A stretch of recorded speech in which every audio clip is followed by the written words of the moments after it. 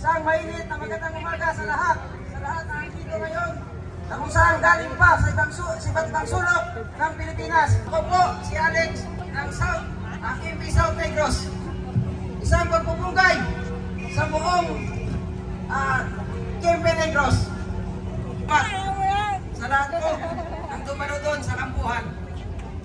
Kami po andito para ipaabot na matugunan ang mga problema namin sa Negros.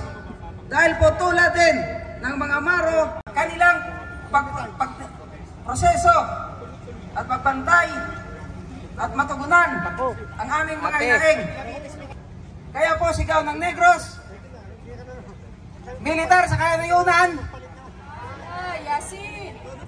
at saka isang tunay. Mula sa Southern Tagalog, Oriental Mindoro, nandito